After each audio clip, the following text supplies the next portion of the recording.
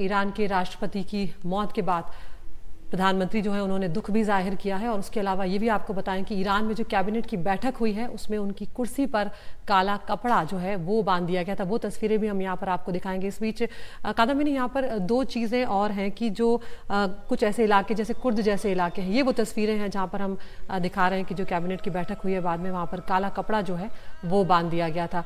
कुछ संवेदनशील इलाके हैं कादम्बिनी, जैसे कि कुर्द के इलाके हैं जहाँ पर पिछले साल सरकार विरोधी आंदोलन हुए थे। ऐसे में उन इलाकों में क्या आप चौकसी को बढ़ा दिया गया है? और दूसरा, जब अमेरिका ये कहता है कि कोई फाउल प्ले नहीं होता है तो आगे होकर ऐसी बात को किस तरह से लिया जा रहा है? देखिए, अमेरिका का ये कहना कि फाउल प्ले नहीं हुआ है, उस पर ईरान को कितना भरोसा होगा ये हम सब जानते हैं।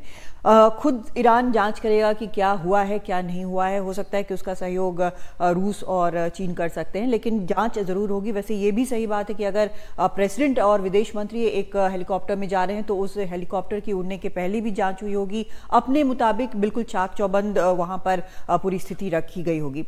जहां तक जो अनरेस्ट का सवाल है, आपको याद होगा कि कुछ ही वक्त पहले कई हमले इस्लामिक स्टेट ने भी किए थे और उन आतंकियों को सबक सिखाने के लिए ईरान ने पाकिस्तान के अंदर घुसकर उन पर हमला किया था। उसके जवाब में पाकिस्तान ने वापस ईरान में एक एयर रेड कर दिया था। एक इसको कोशिश मानी गई थी इस तरह की कि ईरान जो है अपनी मजबूती दिखाने की कोशिश कर रहा है।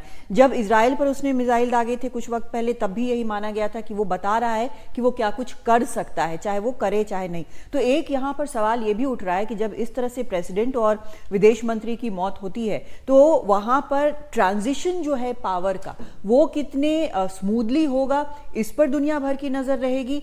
क्या किसी तरह का पैनिक सिचुएशन होगा वहां पर ईरान के अंदर, इस पर दुनिया भर की नजर रहेगी। और क्या ईरान जो है वो मजबूती से ये सारी समस्याएं जो हैं वो हैंडल कर पाएगा, इसको भी देखना होगा। ये जो संक्षेप में उमाशंकर मुझे ये बता दीजिए, जो कॉन्स्पिरेसी थ्योरी चल रही है मोसाद वाली, उसमें कितना दम?